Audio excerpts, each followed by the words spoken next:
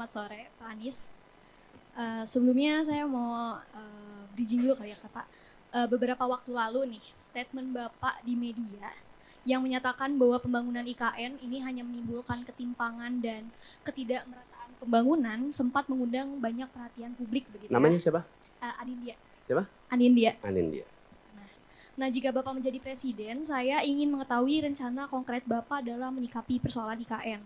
Pertama, jika pembangunan IKN dilanjutkan, maka bagaimana langkah Bapak untuk menyelesaikan persoalan yang kata Bapak menimbulkan ketimpangan pembangunan baru? Lalu kedua, jika pembangunan IKN dibatalkan, tanpa adanya pembangunan IKN pun kita paham betul bahwa Kalimantan merupakan provinsi yang masih mengalami banyak ketimpangan begitu. Maka langkah konkret Bapak untuk menyelesaikan ketimpangan ekonomi di Kalimantan tanpa IKN ini akan seperti apa?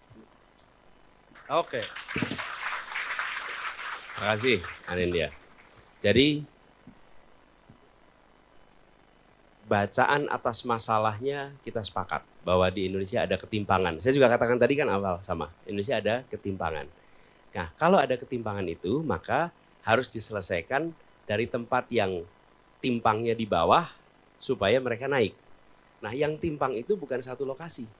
Yang timpang itu di Nusa Tenggara ada, di Sulawesi Tenggara, di Kalimantan, di Sulawesi.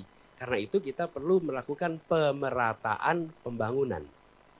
Tapi kalau timpangan itu kita putuskan dengan membangun satu tempat, maka tempat-tempat yang timpang-timpang lain dapat apa?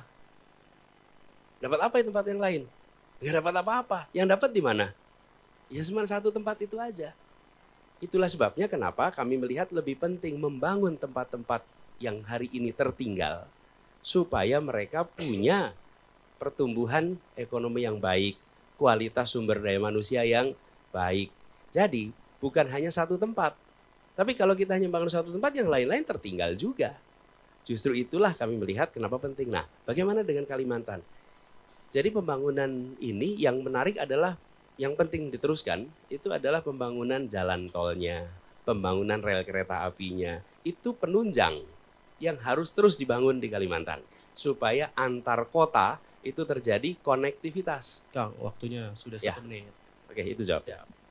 Baik, Kalau jadi ada follow up silakan. baik, jadi kesimpulannya apakah akan dilanjutkan atau seperti apa? Saat ini itu sudah jadi undang-undang. Jadi undang-undang.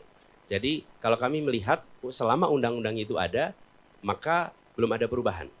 Oke, tetapi kami melihat anggaran yang dibutuhkan untuk membangun tempat itu 460 sekian triliun itu kalau dipakai untuk mengangkat guru P3K maka jutaan orang bisa terbawa.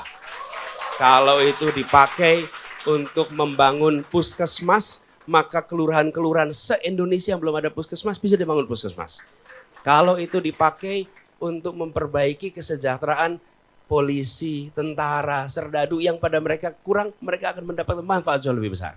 Jadi itu tantangannya. Ketika kita mengalokasikan uang begitu besar di satu tempat, maka ada tempat-tempat lain yang sesungguhnya membutuhkan yang tidak dapat. Ya.